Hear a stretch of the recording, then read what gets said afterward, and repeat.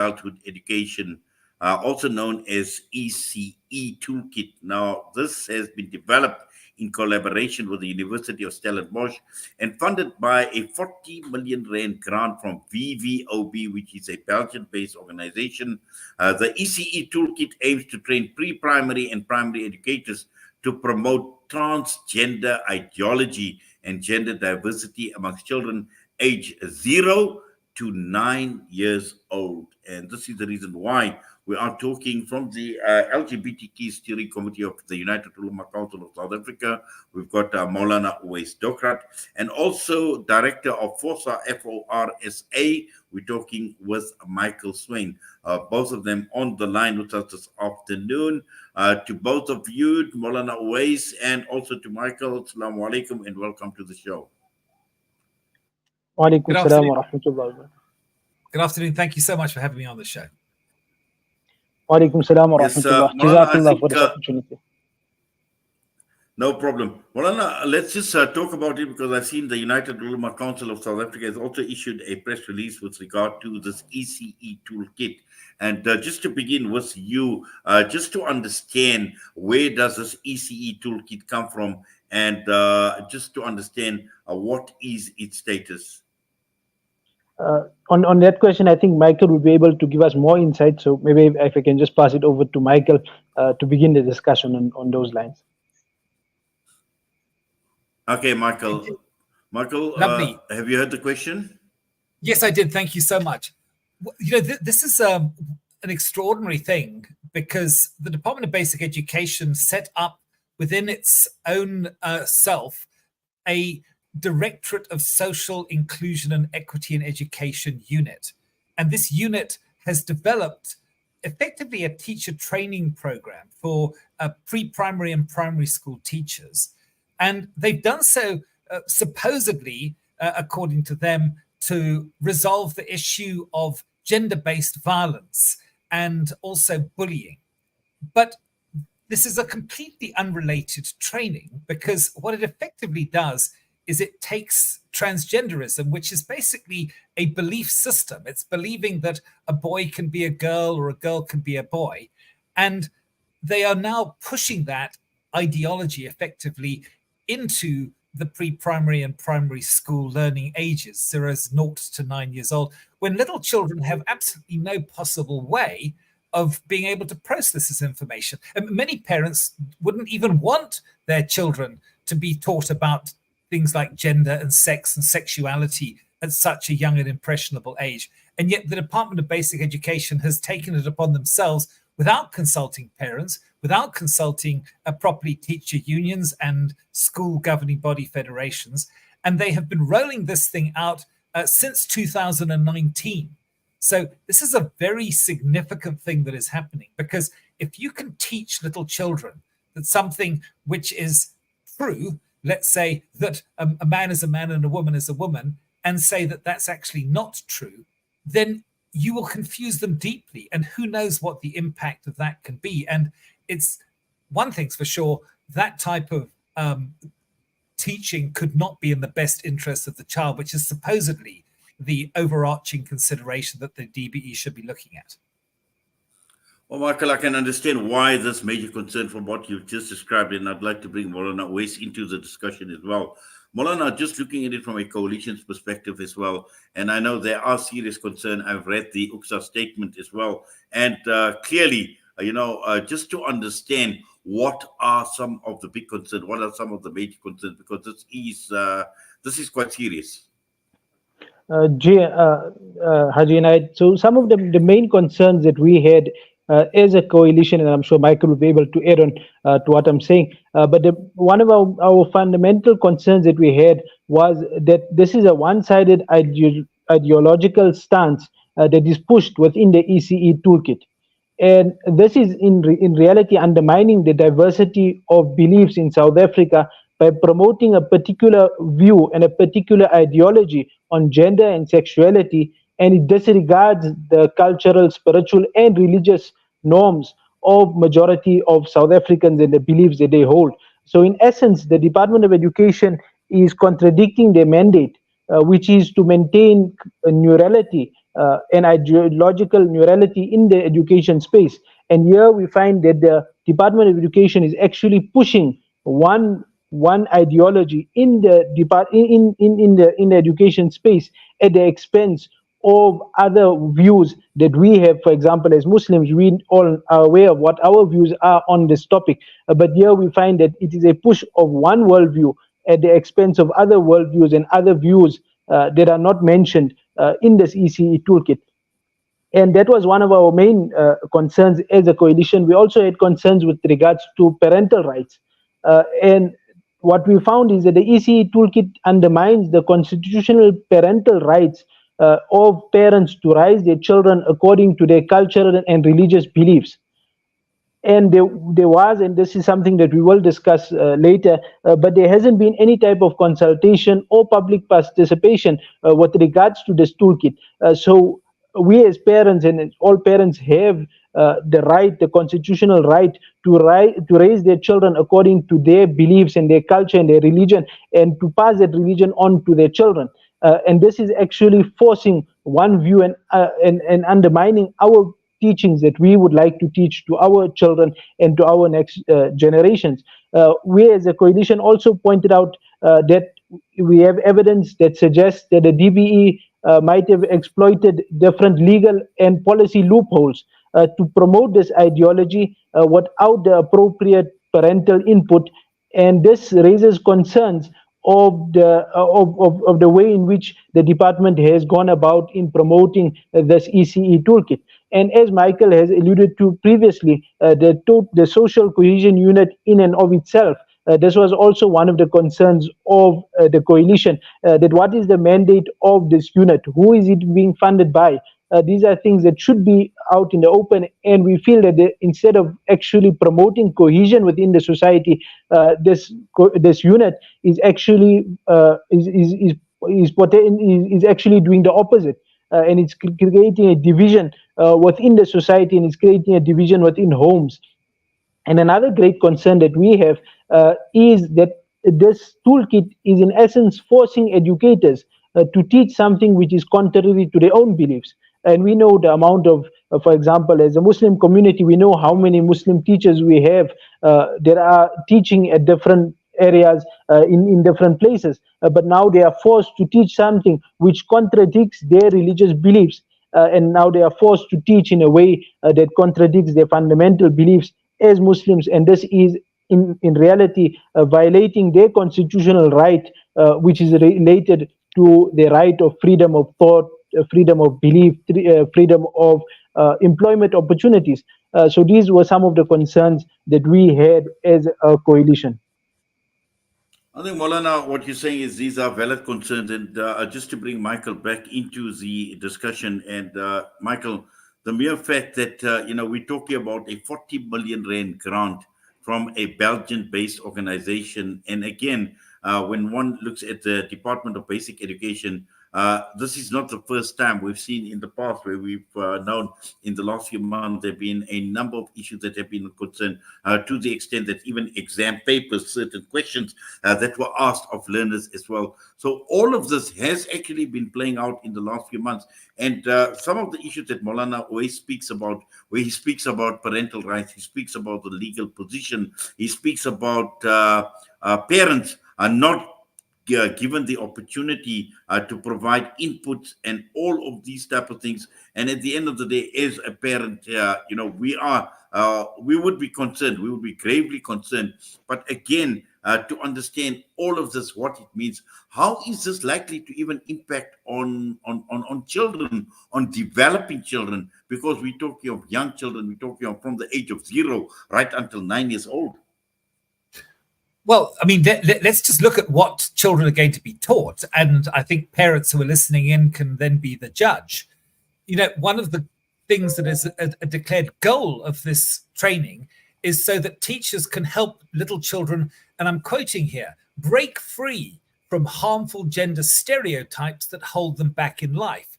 In other words, the fact that your parents may have taught you that there are men and women, and your community, your faith community may have been teaching you the same thing, according to the department, that is harmful and that is holding you back in life. And that's what's going to be told to your children.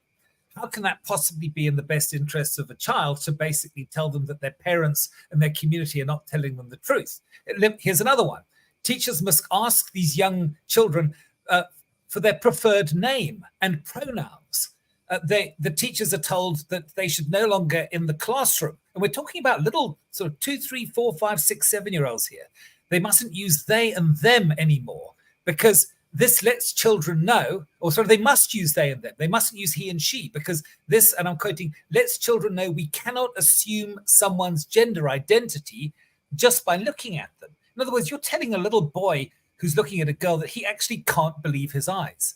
And if you're teaching a child that, then that's going to be completely confusing to them. That's literally going to confuse them potentially for a lifetime. Teachers are encouraging children, according to this, to use the toilet facilities that correspond with their gender identity. So, in other words, they're going to ask a little boy if he wants to go to the little girl's bathroom or vice versa. And they do this because they say that they must, and again, I quote, make room for children who may be exploring their gender identity, because gender identity should not be assumed. Now, this is what the Department of Basic Education is using to train teachers who will then teach little children. And the question is, where do parental rights even be vaguely respected in this? You know, parents, according to the law, have what they call an inalienable right to educate their own children and to teach them and to pass on their own values and their views and their beliefs, their faith. An inalienable right, that means that it's not granted, it's just recognized because they're parents. This is recognized in South African law, it's recognized in international law. It is one of the foundational rights. Why? Because the family is the basic building block of society. And if you start to bring confusion between children and their parents, then potentially you are subverting society itself. So if parents are not happy with this, I think they need to speak up, and they need to speak up in numbers. And there is a way, by the way, that they can speak up, because we've been given the opportunity by the department to have a way of communicating to them whether parents are supportive of what they're doing or whether they're opposed to what they're doing. Thank you for that, Michael. And Bolan, always, I'm just looking at the United Ulama Council statement as well, and what Michael is talking about in terms of families and what needs to be done. And also there have been a number of proposals from the coalition, proposing the formation of a family values unit within the DBE to ensure that these matters are actually dealt with and looked at at a family level as well, looking at value systems, looking at religious teachings with regards to all of this. And I think this is very, very important.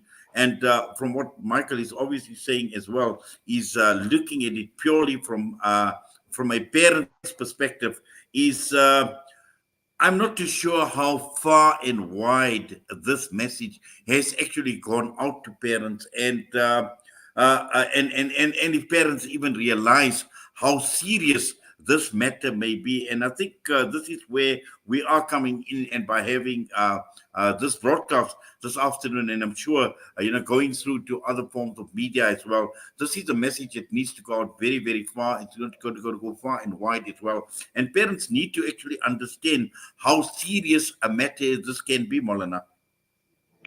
No, 100%. This is a matter of great concern, and I think it should be something that we give great importance to in our families. This is something that we have to let everyone know, all our colleagues. This is what our small, and what one should keep in mind is that this has already been rolled out. The scores is already over 4,000 teachers have already been trained in how to implement this type of teaching pedagogy within the classrooms. And one should also remember that this is not some type of a subject that will be taught in schools, but rather this is a way of how one should teach. So it goes beyond just a subject of half an hour. This is the entire approach that a teacher will take in the classroom for that entire duration of the day that is with our children. And one should just think about the implication and the impact that this will have on children. And as parents, as community members, even if one is not a parent, he doesn't have any children, one still should stand up, because we should just reflect on what is the implications on something like this on our children, the potential psychological and emotional impact that it will have on our children. Because one is that this is introducing complex concepts of gender and sexuality to children at such a young age. And as Michael has pointed out earlier, it's definitely going to cause confusion and anxiety within the child. That's number one. And number two, to a greater concern, and this should be one of our greatest concerns, is that it's going to create this sense of conflict with the family from that little child. Because now this child, basically what they're doing is they're creating a wedge between the child and the family, and the religion and the culture, and this will actually disrupt the child's feeling of being of belonging within that family or within that religion. Because what is basically being taught is that your religion is backwards, your culture is backwards, it's holding you back. And there's many examples within the toolkit in which they clearly say that your culture holds you back, and this type of idea is being pushed to a great extent. So a child would now feel alienated within their own homes. So one can just imagine what implications this will have within the broader society. So this is something definitely that we as community members, as parents, as teachers, and all members of society should take very seriously, and we should make our voices heard. And as Michael will explain shortly how we can take part, and I think it's something that we should definitely take part in and spread the word as far as we can. Yes, in fact, this is where we are going to with the discussion, Molana. Michael, I see Michael has put up a note as well in terms of writing to the Department of Basic Education. There is a link on the www.forsa.org.za. There is a link on their website as well. But Michael, just over to you as well, and just to provide a lot more information in terms of what people can do, apart from also just writing to the Department of Basic Education. Well, I think that the main thing is that we have to make our voices heard, because if people sit and say nothing, then the assumption will be that, of course, everybody's in favor of this. And I believe that this is the moment that we've been given, if you like. Now, Malana said that there were 4,000 teachers had already been trained. That was just in the pilot scheme when they rolled it out in KwaZulu-Natal initially. We know for sure that this training has been taking place in at least 5 provinces, and the object is to roll it out completely. The Department of Basic Education, when we approached them and we basically said to them, please stop this, we recommended the Family Values Unit, which Mulana Weiss has said, and we basically said that parents should be consulted. And that is the most important thing, I think, is now parents must be consulted, because this has gone far and wide. This is already happening. It's not just something that may happen one day in the future. No, it's happening right now and today. So the most important thing I think parents can do is to write to the Department of Basic Education and to let them know what you feel about this. And as I said, on the forsa.org.za website, on the homepage, there's a link and you can have your say immediately. And if you want more information, by the way, on our website, there's a lot more information that you can look at too. So that would be, I think, the best thing that we can do is to raise our voices, because if we stay silent, we are speaking up for those who can least speak up for themselves, which is our little children. And it is so important that we protect them at this time. Well, thank you for that, Michael. Molana, just before we let you go as well, just some final thoughts, because somehow, Molana, I just get the feeling, and perhaps you and Michael can also comment, is sometimes as parents and as a society in general, we don't seem to take these matters seriously enough. Yet, this has got far-reaching consequences, and at the end of the day, it's all about future generations. We're talking about young, little, innocent children being, taught and indoctrinated, with a certain ideology or with a certain agenda that is actually playing out. But just sometimes, Molana, I get this feeling that we don't take these matters too seriously, and we need to wake up. We need to face up to reality, because this is stark. This is the harsh reality that is actually facing us and facing our future generations and our children. No, definitely, Ajay Knight, and this is something that we all have to work on to create awareness within our societies. And unfortunately, many times we take it for granted that organizations, example, the Department of Education, is staying within their limits and staying within their perimeter of working. And unfortunately, we find many incidents like what we currently seeing in front of us, where they actually overstep their limits, and we just so oblivious to it, and we don't really do anything about it. And I think now is the time more than ever where we have to realize that this is a direct infringement on our religious rights, on parental rights, and we have to stand up as a community. And we cannot allow the education department become a means of promoting ideology. And as Allama Iqbal, if I'm not mistaken, mentioned so beautifully, that if Fir'aun knew the power of the schooling system, he wouldn't have the need to kill so many children, because he could have just indoctrinated all of them. And we can't allow that the education department becomes a means of an ideology being spread, and instead of teaching education, it's being used to promote some type of an ideology, or used to promote some type of foreign ideas that do not conform with our religious views and the views of majority of South Africans. Shukran. Michael, final comments from you? At literally a civilization moment. If you can teach. Yes, sir. Hello? Sorry, we just lost you there, Michael, continue. Okay.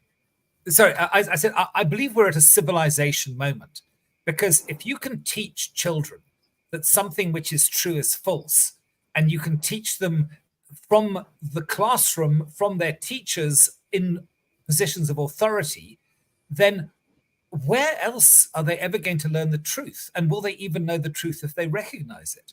Once you've basically accepted that something that is true is a lie, then you've literally undermined the whole fabric of the education system. And what else will children be taught in the schools? So I believe that it is so important that parents understand this is not just happening in South Africa. This is a global trend. And we in this country have a moment. This is our watch, so to speak, to stand up for those who cannot speak up for themselves, which is our children, and to let the Department of Education know whether we want this or not, and to let them know very clearly, because it's always a political and a numbers game in a sense. If enough parents were to speak up, and parents haven't been consulted, then I believe that it will at the very least give the Department of Education the correct viewpoint on what the South African public do think about what they're doing. Well, thank you very much for that, Michael, and also to Maulana Wais Dokrat, Jazakallah, to both of you. We do appreciate you taking time out this afternoon with us right here on the Iftar Drive on Salam Media. All the best to both of you. Assalamu alaikum wa rahmatullahi wa barakatuh. Thank you. Wa alaikum salam wa rahmatullahi wa barakatuh. Jazakallah khair. Maulana Wais Dokrat and Michael Swain with us this afternoon. And once again, people, you can go onto the Department of Basic Education's website. There is a link. In fact, not on their website, on the FORSA website, www.forsa.org.za. There is a link, and please let us treat this matter very, very seriously. This is about future generations. It's about my children. It's about your children. It's about our grandkids. And let us not treat this issue lightly, because at this point in time, things are already in motion. There is a lot of money that is being spent, a lot that is being invested, 40 million that was sponsored by this Belgian government or the Belgian country, and just doing research and also to promote this training of teachers. As Maulana mentioned, about 4,000 teachers that have been trained already. How many more have actually been trained? And here we are sending our children to school innocently, and they are obviously being exposed to all of this. So it's something that we should not we should not be sitting quiet about. We should be vigilant, and more importantly, we must be in a position to do something about it. We are heading very, very closely for the time of iftar at around 4:30, at about 5:30. We will be linking up with Maulana Yunus Kawanga, and he will then take us through to iftar in Johannesburg. But also at the same time, what we are focusing on this afternoon is looking at the last few nights of this month of Ramadan. These are blessed nights. These are great nights that are coming through, and the night of Laylatul Qadr. And we will be having that discussion very, very shortly when we come back after this with the Imam of Masjid Jani Rahmat in Durban, Sheikh Abdullah Korolo. But before we get there, just to remind you about Emergivac Sharia, South Africa's first and only fully Sharia compliant family medical takaful and wellness product. Wishing all listeners Ramadan Kareem. Download the Emergivac app today and get free immediate access to the Emergivac Sharia collection of du'as, hadith, Quran, and much, much more.